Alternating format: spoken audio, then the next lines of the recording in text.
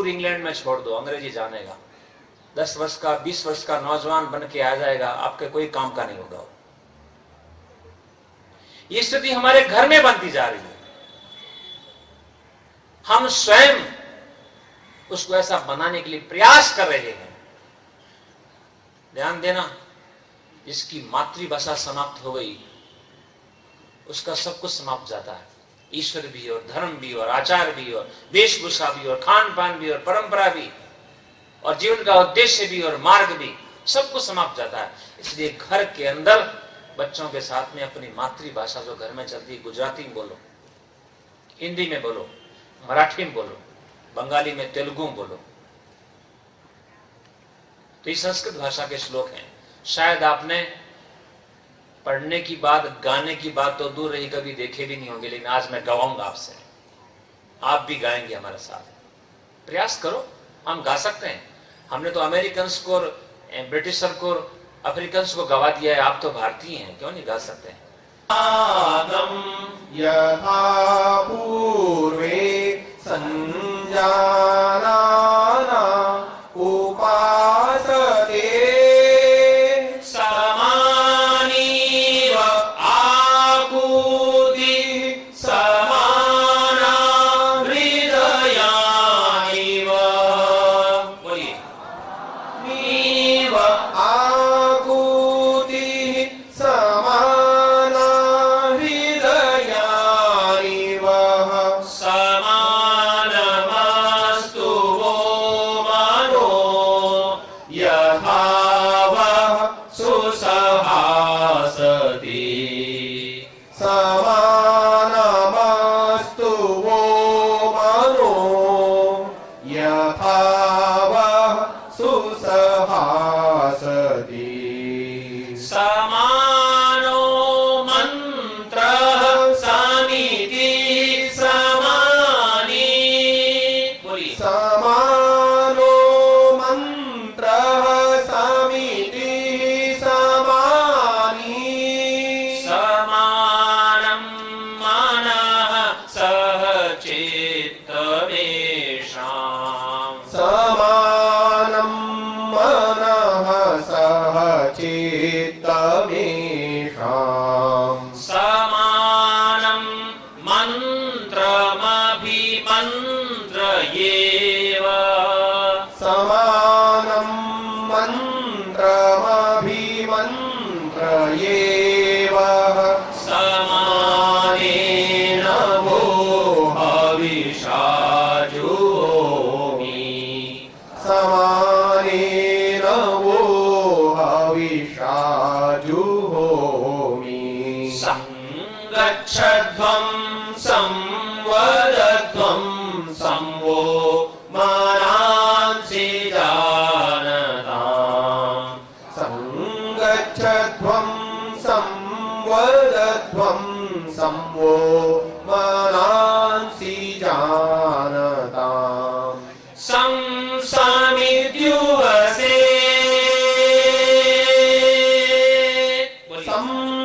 संसमिद्युवसे वृषन्नग्ने वृषन्नग्ने विश्वा विश्वा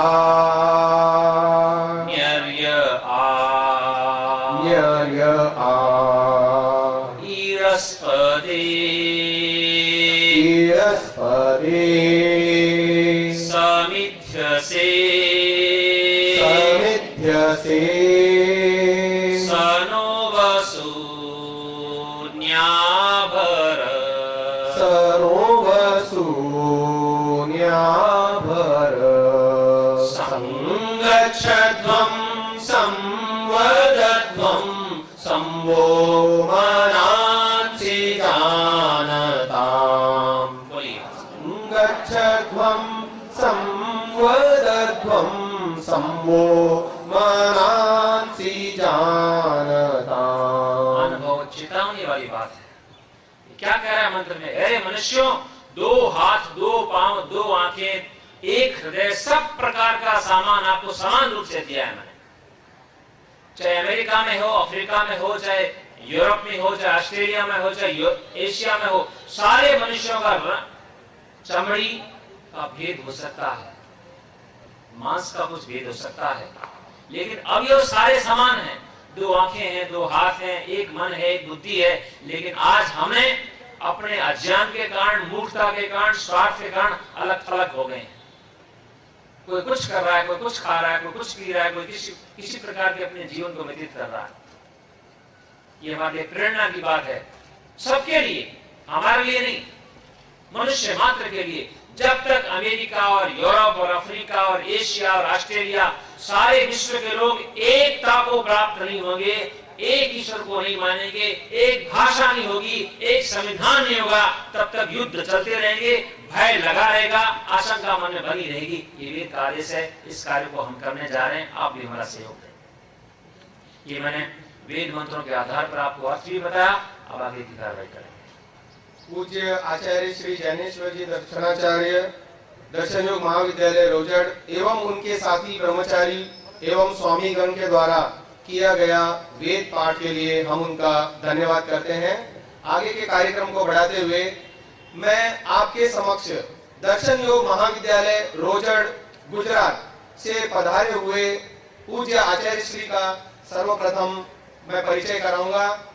पूज्य आचार्य श्री ज्ञानेश्वर जी आर्य दर्शन योग विद्यालय रोजड़ साबरकांठा गुजरात के आचार्य हैं।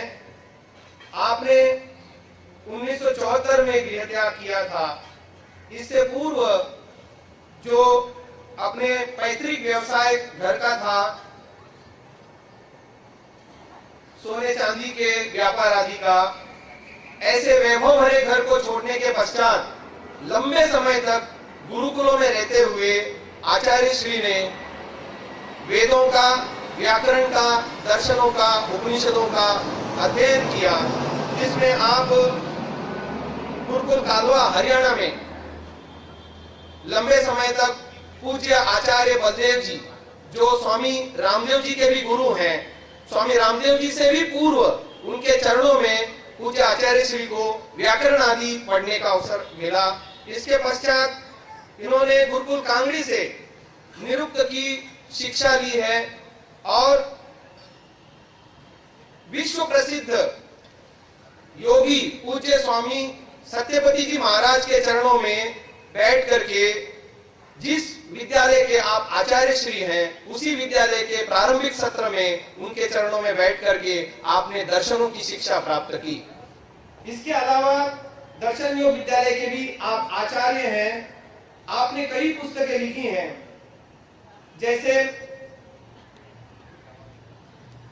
क्रियात्मक योगाभ्यास, योग दर्शन, मेरी विदेश यात्रा और आर्यों के 16 संस्कार जो आपके किट में भी होगी, पर्यावरण प्रदूषण जो आपको दी गई है, ऐसे अनेकों पुस्तकों का आपने प्रकाशन किया है, लेखन किया है। और दर्शन योग महाविद्यालय पिछले 21 सालों से 40-45 से भी अधिक दार्शनिक वैदिक विद्वानों का निर्माण कर चुका है आपके आचार्यत्व में, आपके मार्गदर्शनत्व में। इतना ही नहीं, और पूरे देश भर में तथा विदेशों में भी योग प्रशिक्षण शिविर भी आपके विद्यालय की एक विशेषता है।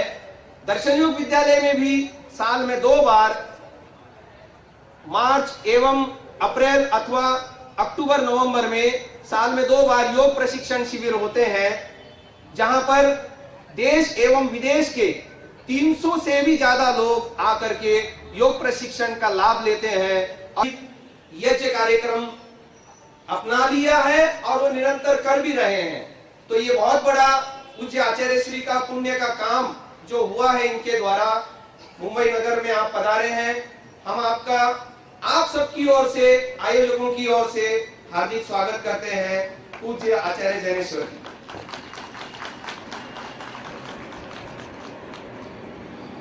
भाइयों और बहनों, श्री खीमजीभाई भानुशाली, श्री खीमजीभाई भानुशाली ने विनंती है कि समयનો બચાવ કરતા જલ્દીથી તેઓ સ્ટેજ પાસે આવી જાય।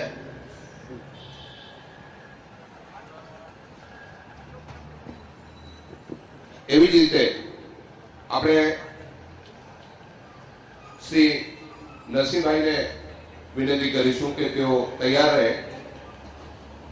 બ્રહ્મચારી દિનેશ કુમારજી જેઓ રોજડથી પધાર્યા છે, આપશ્રીનું સ્વાગત.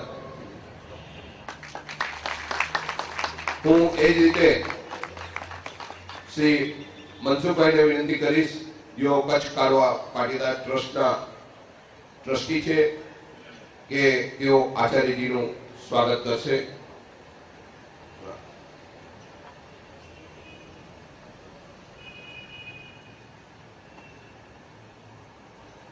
આ પરિવાર આચાર્યજીને ખૂબ પ્રિય છે અને મનસુખભાઈના પિતાશ્રી ધનજીભાઈ એ પોતાની જીવન આખું આર્યવન વિકાસ અને દર્શન યોગ વિદ્યાલયમાં લગાડી દીધું છે. એમના માટે પણ એક વખત જોરદાર સ્વાગત કરીશું.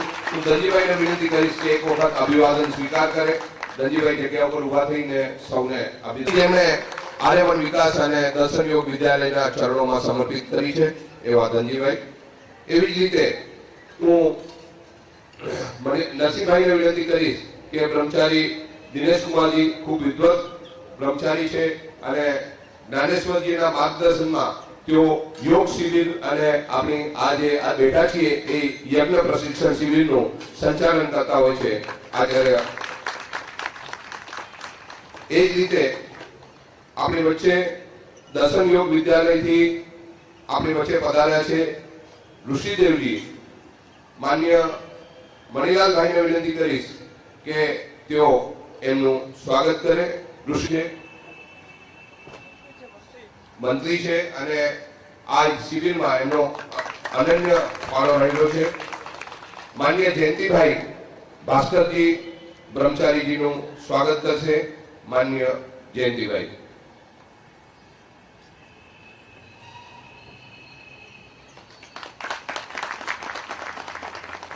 મિત્રો, એવી જ રીતે આપણી વચ્ચે જે ત્યાગનું પ્રતીક છે એ ભગવા ધારણ કરેલા આપણી વચ્ચે માન્ય સ્વામી ધ્રુવદેવજી આપણી વચ્ચે ઉપસ્થિત છે. હું માન્ય પ્રભુભાઈને વિનંતી કરીશ, પ્રભુભાઈ વેલાણીને, કે તેઓ એમનો સત્કાર કરશે.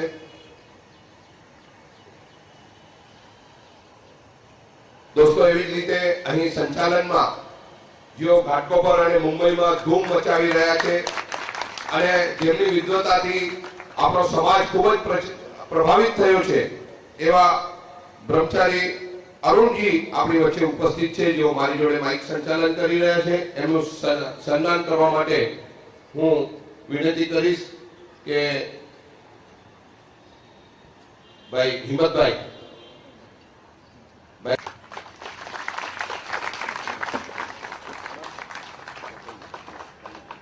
અતિથિ દેવો ભવની આપણી આ પરંપરાને અહીં સમાપ્ત કરીએ છીએ. હું પૂજ્ય આચાર્યજીને વિનંતી કરીશ કે તેઓ આ પ્રશિક્ષણ શિબિરને આગળ ચલાવે.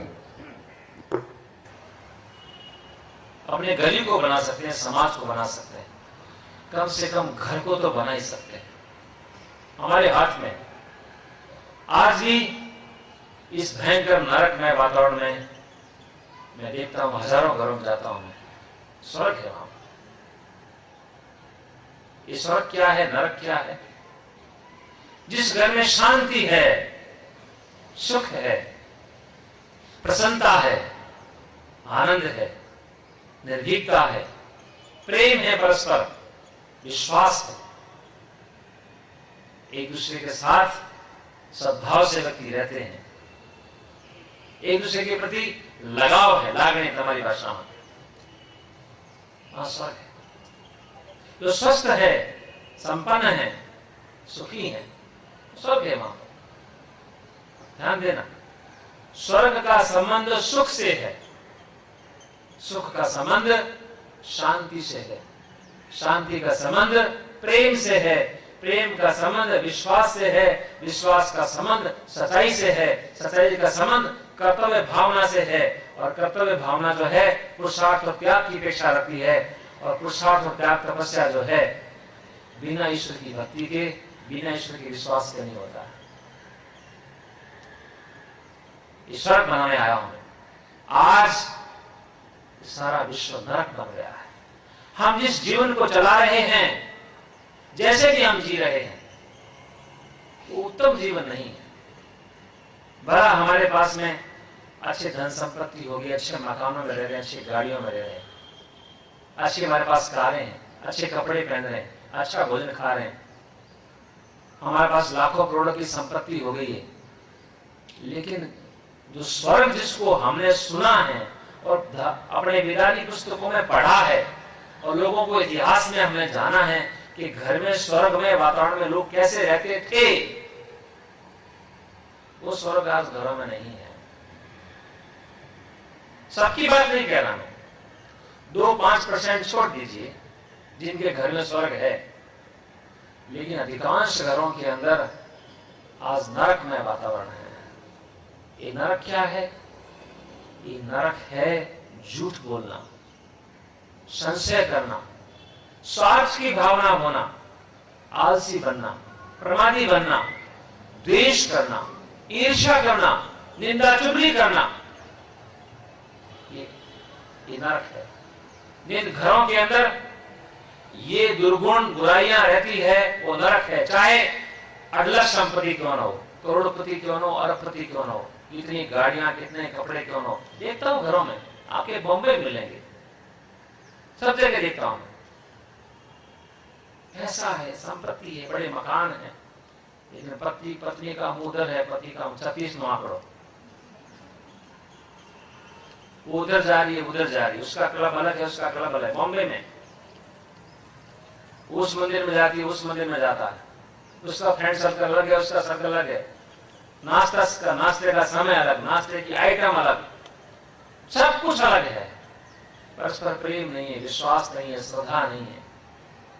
अनुभव, ये एक घर में रहने वाले, एक खून का रिश्ता, जिनकी एक माता पिता है, घर के अंदर, बाप बेटे के अंदर, भाई भाई के अंदर, देखता हूं घरों में, आपको कम दिखाई देता है, लेकिन विचार करेंगे तो आपको पता चल जाएगा, गहराई से हम देखते हैं, घर घर में देखता हूं। भाई भाई के साथ जो त्याग की भावना होनी चाहिए आज नहीं है, बलिदान की भावना होनी चाहिए नहीं है। तो समझता है मैं यदि 50 लाख रुपए, 10 लाख रुपए अधिक प्राप्त कर लूंगा, ये मेरे काम आएंगे। भाई तो क्या काम का है, वो तो अपनी पत्नी का है, अपने बच्चों का है, मेरा नहीं हो, पैसा मेरा रहेगा, ये भावना बनी। पैसा बड़ा है, भाई बड़ा नहीं है, पैसा बड़ा है, माता पिता बड़े नहीं है।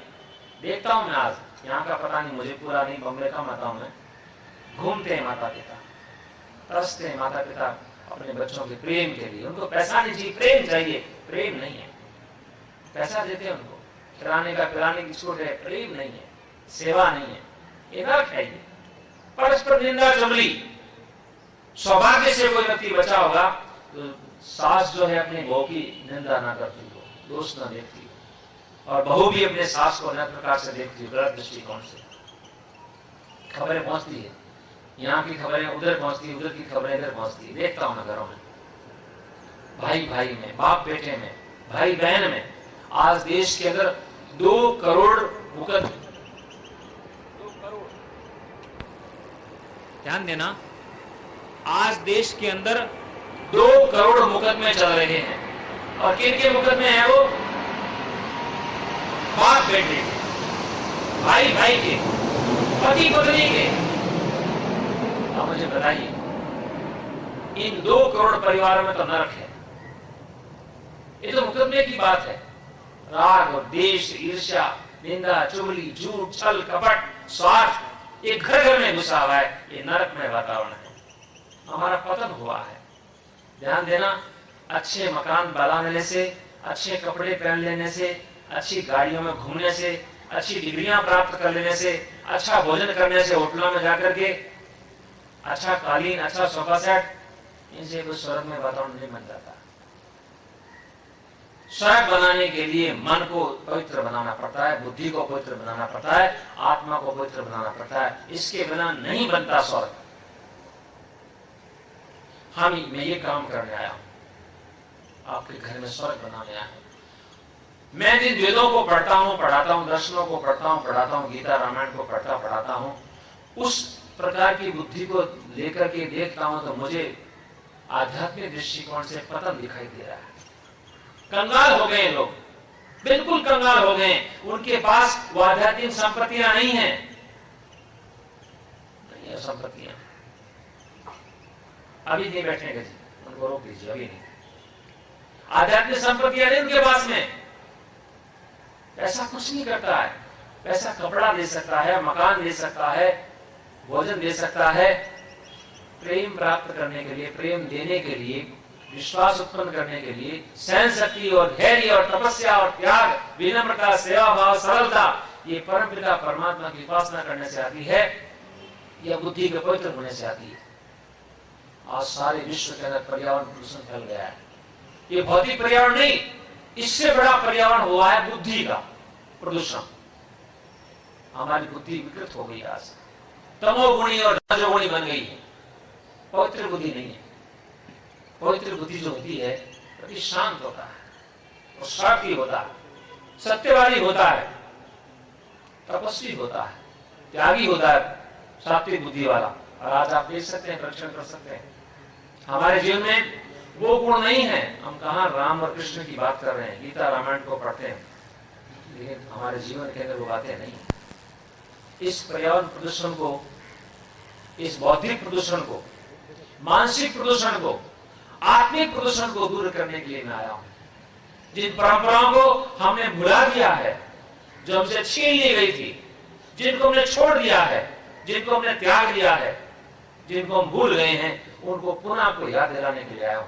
उन परंपराओं के बिना, उन कर्तव्यों के बिना हमारे जीवन में सुख शांति की स्थापना नहीं हो सकती। कितना ही धन कमा लो, कितने अच्छे कपड़े पहन लो, कितनी आर्थिक दृष्टिकोण से संपन्न क्यों न हो जाओ, जब तक मन में कलुषित भावना रहेगी, मन में दुर्गंध रहेगी, मन में अविद्या का अंधकार रहेगा, तब तक हम सुखी नहीं हो सकते। ये जो हमारे जीवन में पतन हुआ है, इसके दो कारण हैं।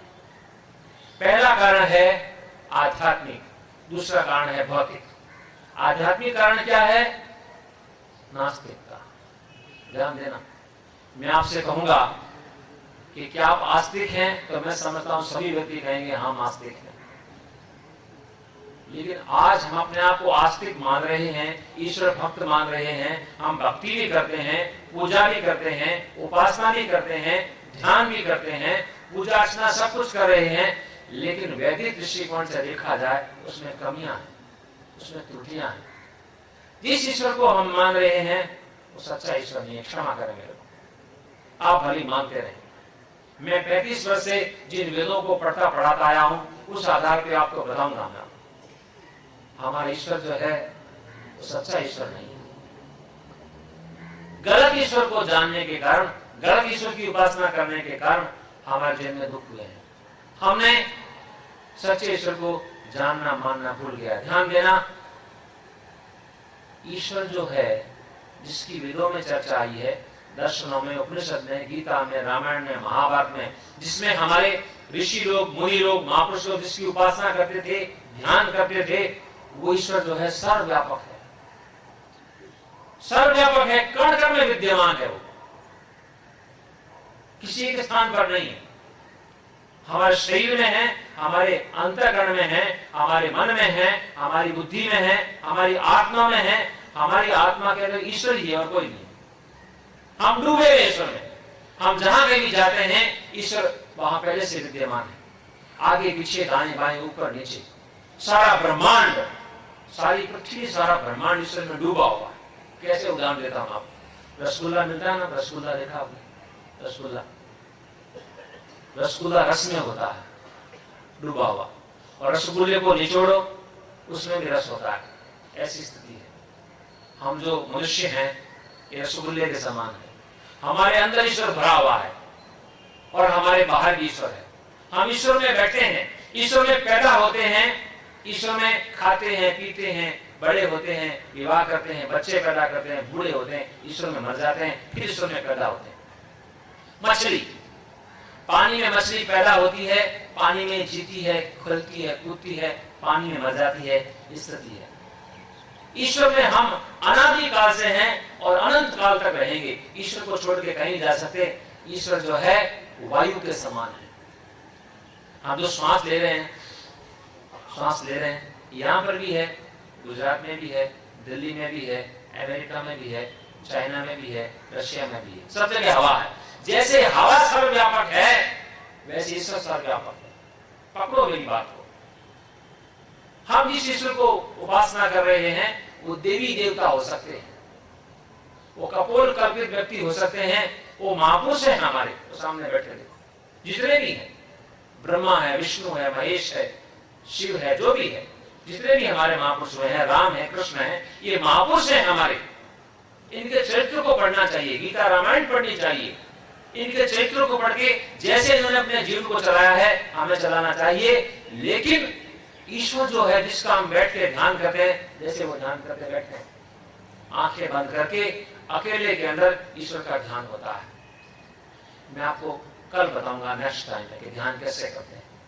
तो एक कारण है ईश्वर को भुला देना। आज हमारे मन में से, बुद्धि में से हम ईश्वर को निकाल के फेंक दिया। क्या हुआ? 1 मिनट के लिए, 2 मिनट के लिए, 5 मिनट के लिए कोई व्यक्ति कोई किसी विग्रह के सामने जाकर के उपासना करता है, तब ईश्वर का ध्यान आता है। बाकी घर में, फैक्ट्री में, दुकान में, साइट में, जहां भी हम जाते हैं, विद्यालय में, न्यायालय में, सब जगह ईश्वर को भूल जाते हैं। ईश्वर भुलाने वाली वस्तु नहीं है, हर समय याद रखने वाली वस्तु है। जो व्यक्ति जितने काल के लिए, पकड़ लो मेरी बात को, जितने काल के लिए, जितने समय के लिए ईश्वर को अपने मन में रखता है, उतने काल तक वो आस्तिक आदमी है, उतने काल तक उसकी भक्ति होती है, उतने काल तक पूजा होती है, ध्यान होता है। जितने काल तक ईश्वर को भुला देता है वो नास्तिक बन जाता है, उल्टे काम करता है। आज चोरियां क्यों हो रही है? डाके क्यों डल रहे हैं? व्यभिचार क्यों हो रहा है? शराब क्यों पी जा रही है? धोखाधड़ी क्यों हो रही है? झूठ क्यों बोल रहे हैं? जितने झूठ बोलने वाले हैं, ये झूठे, छली, कपटी, कामी, क्रोधी, लोभी, मोही, ईर्ष्यालु, अहंकारी, अन्यायी, पक्षपाती जितने भी हैं, सारे व्यक्ति ये दिमाग में मान के चलते हैं, मुझे कोई देख नहीं रहा है, मुझे कोई जान नहीं रहा है, मेरे को दंड नहीं मिलेगा। ऐसा उनके दिमाग में भावना बनी हुई है, तब वो चोरी कर रहे हैं। अंधकार में चोरियां होती है। जितने पाप, दुराचार, व्यभिचार, चोरियां, डाके, उल्टे काम रात में अंधेरे में होते हैं। अंडरग्राउंड में, अंडरग्राउंड नाम सुना ना? अंडरग्राउंड का मतलब दिखाई न दे। ये अंडरग्राउंड हमारे दिमाग में बना हुआ है। हमने ईश्वर को निकाल के फेंक दिया है, अथवा कपोल कल्पित ईश्वर को मान लिया है। मानव ईश्वर हमेशा हमारे साथ में था, है और रहेगा, हर समय हमको देखता है। ईश्वर को मानने की प्रक्रिया ये है। आपको एक पत्र दिया गया है, छोटा सा, कहां है कार्ड? छोटा कार्ड दीजिए, इसको आप पढ़ना। ईश्वर का स्वरूप है, छोटा सा, अभी नहीं, बाद में मिलेगा आपको, मिलेगा आपको। ईश्वर सर्वव्यापक है, सर्वज्ञ है, सर्वांतर्यामी है, हमारे अंग संग है, हमको देखता है, सुनता है, जानता है। उससे छिप करके हम कोई काम नहीं कर सकते। जो मन में विचारते हैं सब जानता है, हमारे कर्मों का साक्षी है और कर्म फल दाता है, हम छूट नहीं सकते। ये भोला भाला मान मनुष्य ये विचारता है कि मैंने ईश्वर से छुप करके काम कर लिया है, किसी ने देखा नहीं है। अरे भले आदमी, मत मान तू इस प्रकार की, ये नास्तिकता है। जो ये विचार करता है कि मैंने जो काम किया है, झूठ बोला है, छल कपट किया है, अन्याय किया है, पक्षपात किया है, उल्टे सीधे काम किए, जो भी, मुझे कुछ ने देखा नहीं, मुझे दंड मिलेगा नहीं, मैं कुत्ता घोड़ा गधा बनूंगा नहीं, अंधा काना खोड़ा बनूंगा नहीं मैं। जिसके मन में ये विश्वास है वही नास्तिक है। कोई मंदिर में जाने से व्यक्ति आस्तिक नहीं बन जाता, कोई दिया बाती जलाने से आस्तिक नहीं बन जाता, कोई प्रसाद चढ़ाने से, माला फेरने से, तीर्थ यात्राएं करने से, लाल नीले दुपट्टे पहनने से और किसी प्रकार से जटाजूट करने से कोई धार्मिक नहीं बनता, आस्तिक नहीं बनता। बताऊंगा मैं आपको धीरे धीरे। आस्तिक वो है जो हर समय अपने मन में विचार रखता है, चाहे घर में हो, चाहे दुकान में हो, चाहे स्कूल में हो, चाहे फैक्ट्री में हो, चाहे वर्कशॉप में हो, चाहे साइट पे हो या खेत में हो, हर समय विचारता है कि एक सर्वव्यापक सत्ता मुझे देख रही है, सुन रही है, जान रही है, मेरे कर्मों का साक्षी है और कर्म फल देगा, अगला जन्म भी होगा मेरा। ऐसा विचार करके झूठ नहीं बोलता है, छल कपट नहीं करता है, हिंसा नहीं करता है, अन्याय नहीं करता है, पक्षपात नहीं करता है, वो व्यक्ति आस्तिक है, वही भक्ति होती है। भक्ति केवल मंदिर में नहीं होती है, भक्ति केवल ध्यान के समय नहीं होती, भक्ति फैक्ट्री में होती है, दुकान में होती है, साइट पे होती है, हर जगह होती है। मैं आगे बताऊंगा आपको। तो पहला कारण है ईश्वर को भूल जाना, ईश्वर को बिल्कुल नेग्लेक्ट कर देना। दूसरा कारण है भौतिक। भौतिक कारण क्या है, ये सुन लीजिए। मानव वैदिक दृष्टिकोण से विचार करें तो आज जो हम विकृत हो गए हैं उसका कारण है पर्यावरण प्रदूषण। हम जहरीले हो गए हैं। क्यों? हम जहर खाते हैं, जहर पीते हैं, जहर सूंघते हैं, जहर पहनते हैं, जहर के वातावरण में हम सब कुछ जहरमय वातावरण बन गया है। उदाहरण दे रहा हूं आपको। हम जो खा रहे हैं वो जहरीला है। कैसे जहरीला है? आज देश के किसी भी कोने के अंदर आप देखेंगे स्वाभाविक रूप से खेती नहीं हो रही है। किसान लोग यहाँ कम होंगे, कुछ लोग होंगे। वेदों में क्या आया है?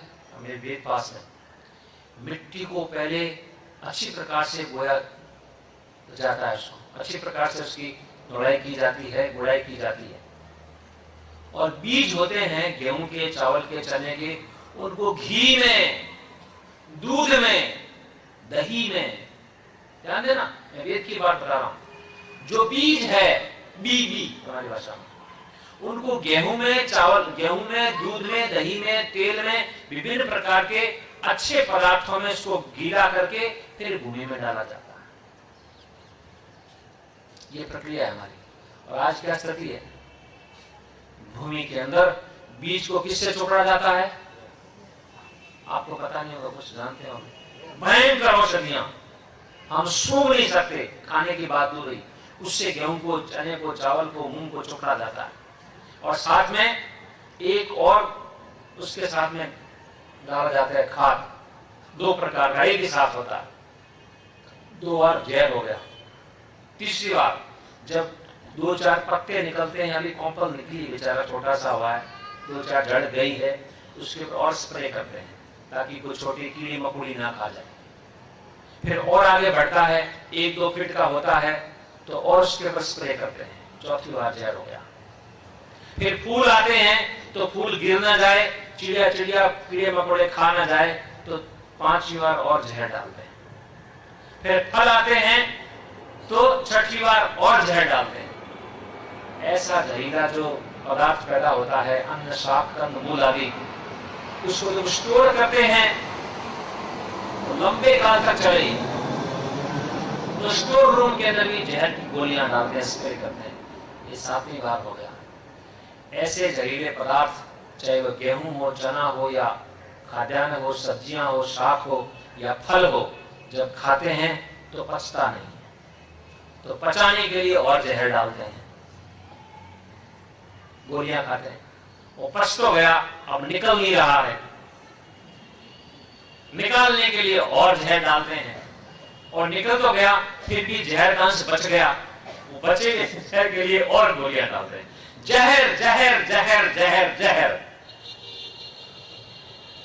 ये जहर को खा करके, पी करके ये जहरीला बन गया। आज आप देखेंगे कैसा बोलता है व्यक्ति। सांप को जहरीला मानते हैं ना, लेकिन ध्यान दो, सांप की 5-7 प्रकार की जातियां हैं, वो जहरीली होती हैं। बाकी बेचारे जहर नहीं होते उनके अंदर, सामान्य कीड़ा होता है। और वो जहरीला सांप जो 5-10% होता है, वो भी तब किसी को काटता है जब उसके ऊपर पांव आता है या भय लगता है, तब उसको काटता है। और ये जहरीला सांप जो है हमेशा काटता रहता है। ये क्रोध करना, ईर्ष्या करना, द्वेष करना, झूठ बोलना, स्वार्थी बनना, छली कपटी बनना, अन्यायी बनना, पक्षपाती करना, शोषण करना, ये सब जहर है। आजकल के लोग ये कविताएं लिखते हैं ना, कवि लोग होते हैं, लघु कथाएं लिखते हैं। एक व्यक्ति ने लघु कथा लिखी, पढ़ी मैंने, कि आज जो है भेड़िए जो है जंगल में कम है और शहर में ज्यादा हो गए। आज स्थिति ऐसी हो गई है, जंगल के अंदर कोई भेड़िया मिलेगा या कोई शेर भी मिल जाएगा, इतना डर नहीं होगा, वो पेड़ पे चढ़ जाएगा, रक्षा कर लेगा। लेकिन को अपरिचित स्थान पे कोई आदमी मिलता है तो ज्यादा डर लगता है उसको। अनुभव स्थिति हमारी हमारी, हमने स्वयं कुल्हाड़ी मारी अपने पांव के ऊपर। आज हम जो पानी पी रहे हैं ना, ये आपके सामने बिस्लेरी रखी है ना, किनले की, क्यों रखी है जी? इसलिए रखी है, आज नल के ऊपर टेप के ऊपर पानी पीते हैं, कहीं शुद्ध नहीं है, विषाक्त पानी है। देखिए आपको कैसा पानी पिलाया जा रहा है। गंगा पवित्र है लेकिन गंगा का पानी शुद्ध नहीं है। आज झीलें और कुएं और नहरें और नदियां और पोखर और तालाब झरने सब कुछ विषाक्त हो गए हैं, पीने योग्य नहीं पानी। हमने अपने कुकर्मों के कारण ऐसी स्थिति बना ली। जहर जहर जहर। यहां कारण क्या बना? भोगों की प्रवृत्ति, अत्यधिक भोग। हमारा जीवन में क्या है? हमारी वैदिक लाइफ है सिंपल लिविंग, हाई थिंकिंग।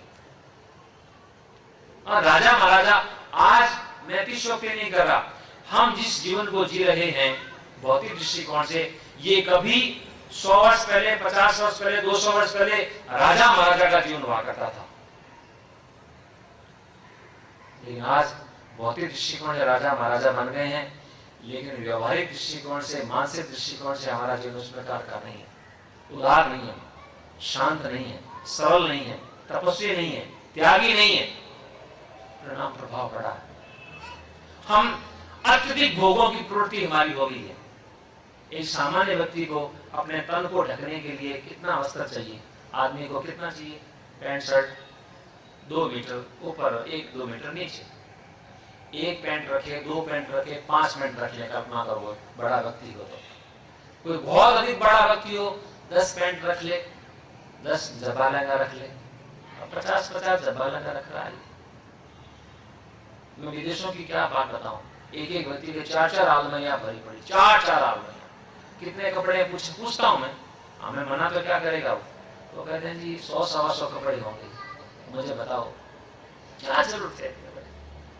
एक आदमी 100 पैंट रख रहा है, 100 शर्ट रख रहा है, 100 ट्राउजर रख रहा है, 10-20 उसके ओवरकोट है, 50-50 जोड़ियां जुराब की है। अब मुझे बताइए, इतना उत्पाद करने के लिए कितना प्रोडक्शन करना पड़ेगा? कितना देखो नहीं, गैस चैम्बर बना हुआ है, ये गैस चैम्बर जहां रह रहे हैं, गैस चैम्बर है ये कोई पवित्र स्थान नहीं है। आप विचार करते होंगे कि हम अच्छे रह रहे हैं, नहीं, इस गैस चैम्बर में अच्छे विचार, पवित्र विचार हो ही नहीं सकते। जब अब हमारा भोजन सबसे अधिक क्या है? वायु, उसके बाद है पानी, उसके बाद है फलादि शाकाहारी, फिर अन्न होता है। सबसे अधिक भोजन हमारा वायु है। 13 बार 1 मिनट में लेते हैं, 13 बार छोड़ते हैं। ये विषाक्त वायु है। अत्यधिक भोगों की आसक्ति होने के कारण प्रोडक्शन अधिक हुआ है। इसका कारण प्रदूषण अधिक बढ़ा। देखना कितनी ट्रामें चल रही है। बंबई के अंदर ये ट्रैफिक ज्यादा हो गया ना, कारण क्या है? यहां से घाटकोपर से यहां पास में जाना है, उसके लिए भी कार। जिसको कार की आवश्यकता नहीं, स्कूटर से काम चल सकता है, वो भी कार ले रहा है। जिसको एक कार से काम चलता है, वो 4 कारें ले रहा है। मैं अतिशयोक्ति नहीं कर रहा, आपके भी हो सकती है। साइकिल से काम चल सकता है। मैंने देखा विदेशों के अंदर बड़े बड़े बैंकों के अधिकारी, बैंकों के मैनेजर, वो साइकिल पे जा रहे हैं। आश्चर्य हुआ मेरे को। और यहाँ किसी बैंक के मैनेजर को कहोगे साइकिल पे जाओ, बुरा मानेगा।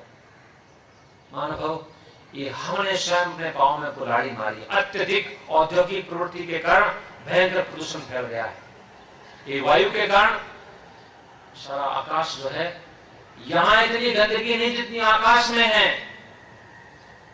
और आकाश की गंदगी जो है वो वायु में मिलती है। वो वायु जो है पानी के साथ मिलती है, और पानी धरती पे गिरता है। आज धरती बहुत गंदी हो गई है, शुद्ध भी नहीं है। कोई व्यक्ति कहे कि मेरे घर में गाय खड़ी है, मैं अपने खेत का मैं घास खिलाता हूं, शुद्ध चारा देता हूं, ये शुद्ध किया। हम कहते नहीं है, क्योंकि धरती जो है वो गंदी बनी हुई है, चारे भी गंदे हैं, पानी भी गंदा है। हम ये कहें हमारे वन के अंदर हमारी गौशाला, हमारे प्रधान जी बैठे हैं, धनजी भाई और मनसुख भाई जी, 80-100 गायें हैं। हम ये तो कहते हैं कि मुंबई में रखड़ने वाली आसपास के गांव से तो शुद्ध घी है, लेकिन 100% शुद्ध घी नहीं है, शुद्ध नहीं है। क्यों? जो पानी गिरता है विषाक्त है, धरती विषाक्त है, बीज विषाक्त है, और बिना इस विष के पैदावार नहीं होती है हमारी। हम जो खा रहे हैं, हम जो पानी पी रहे हैं, बिस्लेरी को छोड़ दीजिए, हम जो दूध ले रहे हैं, हम जो घी खा रहे हैं, हम जो अनाज खा रहे हैं, हम जो सब्जियां खा रहे हैं, हम जो फल खा रहे हैं, हम जो ड्राई फ्रूट्स खा रहे हैं, ये सारे विषाक्त हैं। आप माने अथवा ना माने, परिणाम ये निकला, जब खा रहे हैं तो अशुद्ध है, विषाक्त है, जहरीले है। इससे रस, रक्त, मांस, मेद, मज्जा, अस्थि, रज और वीर्य, ये 7 धातुएं हैं, ये भी जहरीली बन गई है, और इसका प्रभाव पड़ता है मन के ऊपर। मन भी जहरीला बन गया है, और मन का प्रभाव पड़ता है बुद्धि के ऊपर, वो भी जहरीली बन गई है। और बुद्धि जैसी होती है वैसा जीवात्मा देखता है। आगे बताऊंगा मैं आपको। हमारे देखने की दृष्टि में जहर है। किसी दूसरे व्यक्ति को धनवान है, रूपवान है, बलवान है, विद्वान है, तपस्वी है, त्यागी है, सेवाभावी है, उस रूप में नहीं देखते हैं। ईर्ष्या पैदा होती है, जेलसी पैदा होती है, कामना पैदा होती है, वासना पैदा होती है। ये क्या है? जहरीला है। हमारे विचारने में जहर है, बोलने में जहर है, करने में जहर है। हम जहरीले जहरीले जहरीले बन गए हैं। इसका उपाय है यज्ञ। हमारी सत्य सनातन वैदिक संस्कृति के 2 ही विशेषताएं हैं। एक सच्चे ईश्वर की उपासना जो घर में आंख बंद करके बैठ करके होती है, जो निराकार है, और वो बैठ करके होती है, दिन भर भी होती है, चलते फिरते उठते बैठते। उस ईश्वर को हम भूल गए, जो हमारे मन में हाथ में विश्वास रहना चाहिए, उसको भूल गए। और दूसरी हमारी विशेषता है त्याग की। ये जो है त्याग की प्रतीक है। त्याग भावना नहीं, हमारी स्वार्थ की भावना है। देवता कौन है? देने वाला देवता। और राक्षस कौन है? लेने वाला, छीनने वाला। धोखा करके, छल कपट करके, अन्याय करके, झूठ बोल के, चीटिंग करके जो दूसरे के संपत्ति को, धन को लेने का विचार रखता है, लेता है, वो राक्षस है। राक्षस के को सींग नहीं होते। जिसके मन में दूसरे की धन और संपत्ति को या अधिकार की वस्तु को लेने की इच्छा होती है, वो राक्षस है। और जिसके मन में दूसरे व्यक्ति को देने की इच्छा होती है, सहयोग करने की इच्छा होती है, वो देवता है। ये जो है हमको देव बनाएगा, ये मैं आपको बताऊंगा। ये देने की प्रवृत्ति उत्पन्न करेगा। अपने लिए दूसरे से लेने की इच्छा मत करो, ये है यज्ञ। दूसरे के लिए देने की इच्छा करो। स्वयं भूखे रहो, दूसरे को खिलाओ, ये है यज्ञ। स्वयं प्यासे रहो, दूसरे को पिलाओ, ये है यज्ञ। स्वयं जागो, दूसरे को सुलाओ, ये है यज्ञ। स्वयं कष्ट उठाओ, दूसरे को सुख दो, ये है यज्ञ। त्याग की भावना आती है, व्यक्ति याज्ञिक बन जाता है। आज हमारे लोगों से छीनने की इच्छा है, छल से, कपट से, न्याय से, धोखाधड़ी से, चालाकी से लेने की इच्छा है। ये राक्षसपन है। त्याग इदं न मम, मैं आपको बताऊंगा आगे चलकर। ये त्याग की भावना जब तक जीवन में नहीं आती है, तब तक घर में स्वर्ग नहीं होता है। भाई कहे मैं काम करूंगा, आप आराम से रहो। बेटा कहे पिताजी आप आराम करो, मैं कमाऊंगा, मैं भागादौड़ी करूंगा। पिता कहे नहीं, तू अपना काम कर, मैं अपना काम करता हूं। इसी प्रकार सास, इसी प्रकार बहू, इसी प्रकार देरानी और जेठानी, सब घर में ये विचार करे मैं स्वयं अधिक काम करूंगी, पुरुषार्थ करूंगी, दूसरे को आराम दूंगी, मैं सुखी बनाऊंगी, मैं सुख दूंगी। वहां वो यज्ञ कर रही है। आगे बताऊंगा मैं आपको। यज्ञ जो है हम करेंगे, इससे मन में त्याग की भावना आएगी, देने की, लेने की भावना नहीं आएगी। आज हमारे मन में मैं दूसरों से क्या प्राप्त कर सकता हूं, ऐसे मन में भावना बनेगी।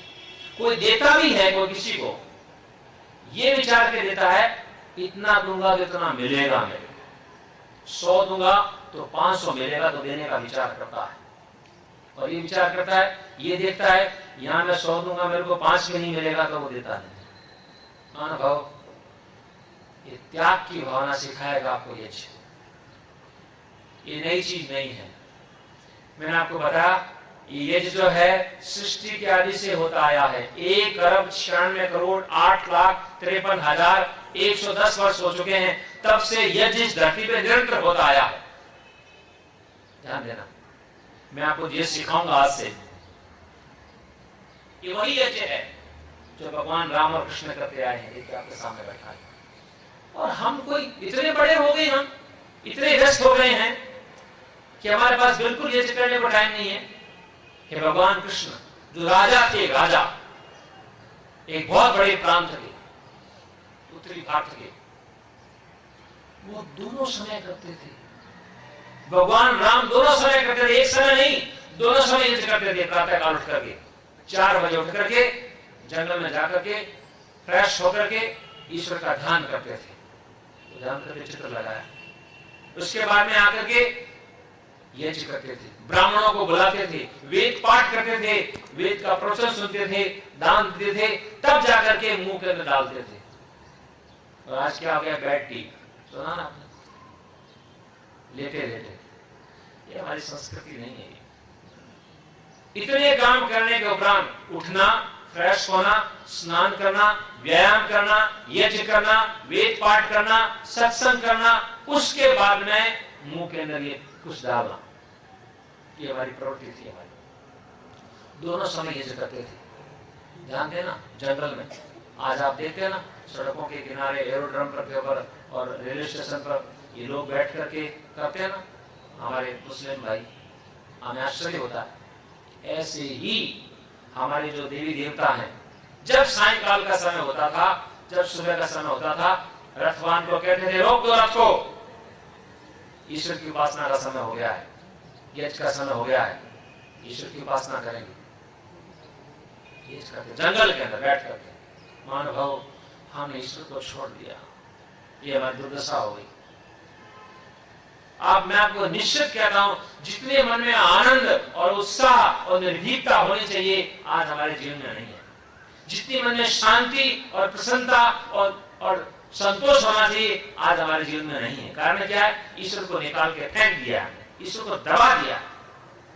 केवल धन हमारे दिल में, धन कमाना बुरा नहीं है, खूब धन कमाना चाहिए, अच्छे मकान होने चाहिए, गाड़ियां होनी चाहिए, अच्छे कपड़े, अच्छा भोजन, इसका निषेध नहीं है। ईश्वर को छोड़ करके नहीं, धर्म को छोड़ करके नहीं, न्याय को छोड़ करके नहीं, आदर्श को छोड़ करके नहीं, सत्य को छोड़ करके नहीं, इनको छोड़ करके हम धन के पीछे लगेंगे, जो लगे हुए हैं, तो फिर दुख का कोई पारावार नहीं। ये बातें मैं आपको बताने का प्रयास करूंगा। तो मैं आपको 2 बातें बताई। आज हमारा आध्यात्मिक दृष्टिकोण से पतन हुआ है, हम निकृष्ट हो गए हैं। क्यों? हमारे जीवन में झूठ है, छल है, कपट है, अन्याय है, पक्षपात है, बुरी भावनाएं हैं, बुरे विचार हैं, स्वार्थ की प्रवृत्तियां हैं, ये पतन है हमारा। इसका कारण 2 है। सच्चे ईश्वर को भुला देना, उसकी उपासना नहीं करना, थोड़े से काल के लिए करना, 1-2 घंटे, एक आधे घंटे के लिए या 10-15 मिनट के लिए ईश्वर को ध्यान में रखें। बाकी तू तेरे घर में, मेरे घर, तू मंदिर में रहे और मैं अपनी फैक्ट्री में, दुकान में रहूंगा, जो मन में है जो करूंगा। ऐसा व्यक्ति आस्तिक नहीं है, वो 1 घंटे का आस्तिक है। हम हलवा बनाते हैं 1 किलो का और 1 चम्मच चीनी डालेंगे, मिठाई आएगी, बस ये स्थिति हमारी है। ऐसे ही दूसरा कारण है एज का। ध्यान देना, हम रोम रोम से दुर्गंध फैला रहे हैं। ध्यान देना मेरी बात को, रोम रोम से, आंख से, नाक से, कान से, मलमूत्र के द्वार से रोम रोम से गंदगी फैला रहे हैं। हर समय, हर क्षण ये श्वास निकल रहा है, क्या है? गंदी श्वास तो है। जो श्वास निकाल रहे हैं कार्बन डाइऑक्साइड है, मोनोऑक्साइड है। श्वास अच्छी ले रहे हैं और गंदगी निकाल रहे हैं। रोम रोम से गंदगी निकल रही है। माइक्रोस्कोप से देखेंगे आप तो एक रूम से गंदगी निकलती है। कपड़े साफ करते हैं, मकान साफ करते हैं, घर साफ करते हैं, सारे ईश्वर के इस शुद्ध वातावरण को हमने दुर्गंधमय बना दिया, नरक बना दिया। इतनी उपासना करनी है। इस पर्यावरण प्रदूषण को नष्ट करने के लिए छोटा सा अनुकूल पर्याप्त है। मैं आपको बताऊंगा, मैं सायंकाल बताऊंगा, आज समय हो गया है, बताऊंगा मैं। ये एटम बम है, नॉट हवन बम, एटॉमिक रिएक्टर पॉजिटिव। जैसे एटॉमिक बम होता है, हजारों लाखों व्यक्तियों का नाश कर देता है, ऐसे ही छोटा सा हवन कुंड, इसमें आप 50 ग्राम घी डालेंगे, 100 ग्राम 200 ग्राम सामग्री होगी, और आधा किलो, पौन किलो ये संवेदनाएं होगी, इससे तो रिएक्शन होगा, हजारों हजारों घन मीटर वायु शुद्ध होती है, तो लोगों को विश्वास नहीं होता। पोटेशियम साइनाइड का नाम सुना आपने? पोटेशियम साइनाइड, आपके कोई वाटर टैंक हो यहाँ पर कोई बड़ा 1 लाख लीटर की टंकी हो, उसमें आप 100 ग्राम पोटेशियम साइनाइड डाल दो, क्या होगा जी? जो पिएगा राम नाम सब हो जाएगा। 100 ग्राम पोटेशियम साइनाइड लाखों व्यक्तियों को मारने में समर्थ है। ऐसे ही ये 100 ग्राम घी जो है, गाय का घी और शुद्ध सामग्री 100 ग्राम 200 ग्राम, ये लाखों व्यक्तियों को प्राणदायक वायु, इसको हम कहते हैं भेषज वायु, वैदिक दृष्टिकोण से इसका नाम है भेषज वायु, ये उत्पन्न करती है। हम जब यज्ञ करेंगे, लकड़ फूंक तमाशा नहीं है, ये लकड़ी फूंकने वाला ये लेबोरेटरी है। छोटे से हवन कुंड के अंदर हम हजारों घन मीटर भेषज वायु, कैसी वायु जो सैकड़ों प्रकार के वायरस को नष्ट करती, इस प्रकार की गैस उत्पन्न होगी इससे।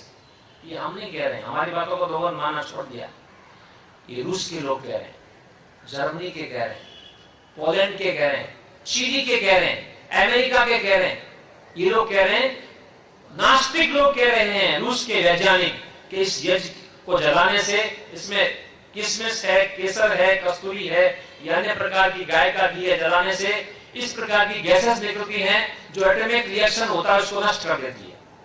अब तो मानो ऋषियों की बातों को छोड़ दिया आपने, रामकृष्ण की बातों को छोड़ दिया, चलो पाश्चात्य लोगों की बातों को मान लो।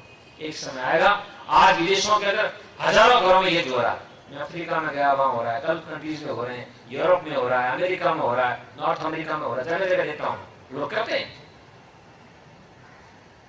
इस परंपरा को भूलने के कारण हमारा विनाश हुआ है, भौतिक विनाश। इसको शुरू करने का मेरा उद्देश्य है। तो कुछ बातें मैंने आपको बताई, सायंकाल फिर बताऊंगा, मैं आपको कल फिर बताऊंगा, परसों फिर बताऊंगा। आप विचारें, आप आए, शांति से विचार करें। अब तक हमने इस परंपरा को छोड़ दिया है, हमने बहुत बड़ी हानि की है। ईश्वर मूर्ख नहीं है, ऋषि मुनि मूर्ख नहीं थे जो यज्ञ करते थे, बुद्धिमान थे वो, जिनको भगवान मानते हैं, जिनको आराध्य मानते हैं, जिनकी पूजा करते हैं, उनके कार्यों को भी तो देखें। इसलिए ये कुछ बातें मैंने आपको बताई हैं, आपको और बताऊंगा। अब मैं इसको विराम देता हूँ। ओम शांति। खूब खूब आभार, बहुत बहुत धन्यवाद पूज्य आचार्य श्री का।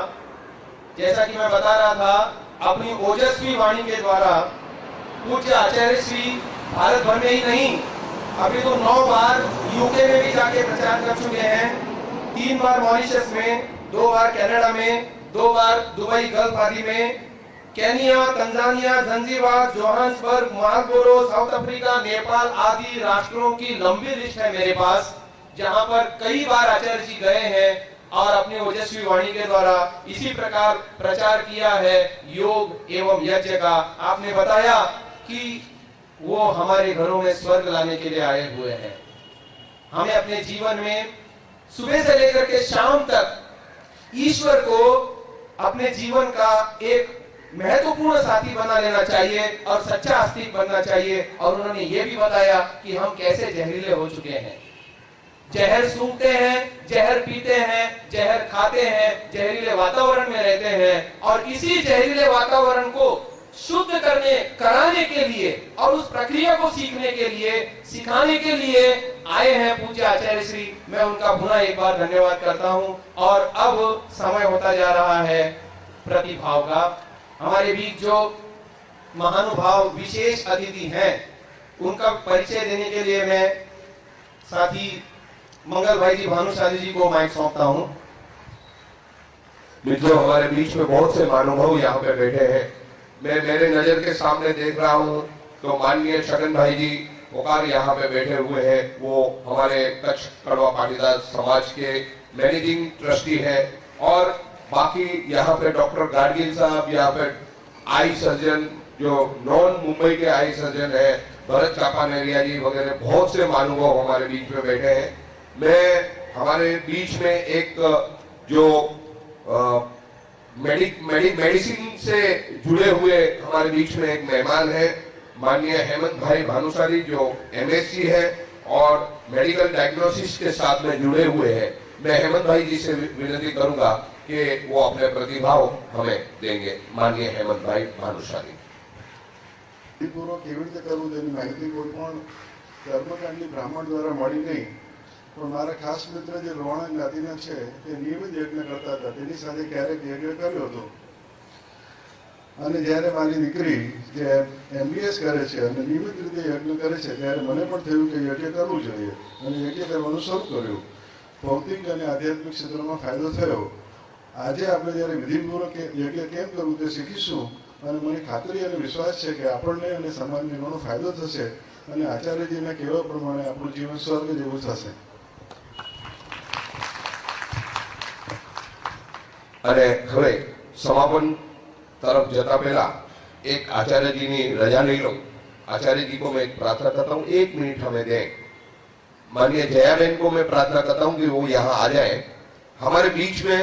आज हम जो ये यज्ञ शिविर हमने जो साकार कर पाए हैं, उसके पीछे जो मुख्य ब्रेन है, जिसका पूरा काम, जिसको हम आज इसको रूप में देख रहे हैं यहाँ पे साकार रूप में, माननीय नरसिंह भाई जी दड़गा, उनकी माता जी बहुत ही नादुरुस्त तबियत होने के फिर भी हमारे बीच में उपस्थित है, जसूबेन गोविंद दड़गा।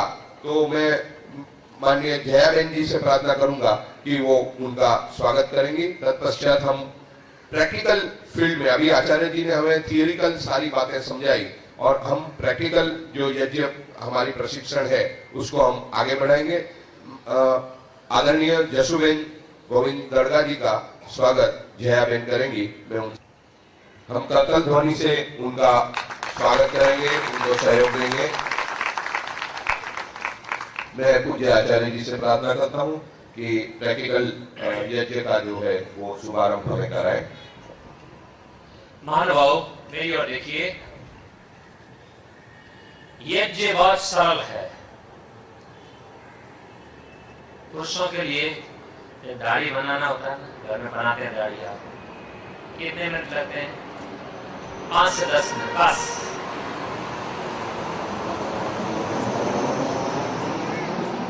केवल 5 से 10 मिनट के लिए समय निकालेंगे। ऐसी प्रैक्टिस मैं करा दूंगा 3 दिन। अभी पिछले 3 महीने पहले मैं अमेरिका में था। हमने कहा यज्ञ करो, उनका यज्ञ नहीं कर सकते, टाइम नहीं है। उनका 1 घंटा लगा, मैंने 1 घंटा नहीं, आधा घंटा भी नहीं, इतना टाइम नहीं। 15 मिनट में निकाल सकते, 10 मिनट 10 मिनट भी नहीं, 5 मिनट, हाँ 5 मिनट निकाल सकते। मैंने कहा मेरी गारंटी है 5 मिनट में सिखाऊंगा मैं, और मैं सिखा दी केवल 5 मिनट के अंदर। मैं जब अमेरिका से इंग्लैंड आया तो 3 सप्ताह के बाद में उनका फोन आया कि आपने 5 मिनट का इतना सरल सिखा दिया था। हमने विचार किया साप्ताहिक क्या करना, तो रोजाना ही करेंगे। हमने डेली शुरू कर दिया। अनुभव हमारे पंडितों ने क्षमा करेंगे मेरे को, ऐसी गूंजवण पैदा कर दी है। किसी को कहो हमारे घर में कोई यज्ञ कराना है, इतनी लंबी लिस्ट लेके देंगे आप, 50 सामान की, ये लाना है, वो लाना है, ये करना है, ये बनाना है, ये पकाना है। दुनिया भर का बॉर्डर्स मिल जाती है, दिन भर खराब होता है, पैसा अलग लगता है और समझ में कुछ भी नहीं आता है। हम कहते हैं कुछ नहीं चाहिए, केवल 3 चीज, ये हवन कुंड, ये संविधाएं और ये सामग्री और घी, बस कुछ नहीं चाहिए। हवन कुंड ना हो आपके पास में, आप कटोरे में कर सकते हैं, प्लेट में कर सकते हैं, धरती पे कर सकते हैं, 4 इंच रख करके। आवश्यक नहीं है कि हवन कुंड हो, कभी भी कर सकते हैं। सुबह कर सकते हैं 6 बजे, 7 बजे, 8 बजे, 9 बजे, 10 बजे, 11, 12, 1, 2, 3, 4, 5, 6, 7, 8, कभी भी कर सकते हैं, किसी भी समय कर सकते हैं। कोई सामान की आवश्यकता नहीं है, दीपक की आवश्यकता नहीं है। तो दीपक रखा आपके लिए, लोगों का अभ्यास नहीं होता, आदमी बुझ जाते। दीपक की आवश्यकता नहीं है, कारण है इसका, बुझ न जाए अग्नि। तो कहां जले जाएंगे? प्राचीन काल में अग्नि दूर हुआ करती थी, अब तो लाइटर पास में होते हैं, मैच बॉक्स भी होता है पास में, बाकस। कपूर की आवश्यकता भी नहीं है। क्यों दिया आपको कपूर? इसलिए अग्नि बुझ न जाए, बस। कपूर ना तो काम चलेगा। पानी की भी, आचमन की भी आवश्यकता नहीं है। किस लिए आचमन होता है? हम स्वस्थ हों, सतर्क हों, सावधान हो। सतर्क सावधान है तो क्या आवश्यकता नहीं है। परंपरा से लोगों ने, ऋषियों ने बनाया है। जिसके पास समय है वो 5 मिनट नहीं 15 मिनट लगाए, 1 घंटा करे, 2 घंटा करे, दिन भर करता रहे, क्या आपत्ति है? ये मेरा संभवतः 42वां 43वां यज्ञ प्रशिक्षण शिविर है। इससे पहले 2 करा चुका हूं, 2 और कराने मेरे को। अब इसके बाद तत्काल मुझे हरियाणा जाना है, उसके बाद फिर मुझे भावनगर जाना है, उससे पहले भी राजस्थान से आया हूं, इससे पहले धंधुका में कराया था मैं आपकी तरह। वहां तो 550 यजमान परिवार, 550, छोटा सा नगर था। एक ही दिन के अंदर 300-325 यजमान लेके हम घरों में करेंगे। छोटी प्रक्रिया है, इतनी गुंचवण नहीं है, कभी भी कर सकते हैं। लोग पूछते हैं कितना घी लगाएं? जितना सामर्थ्य हो।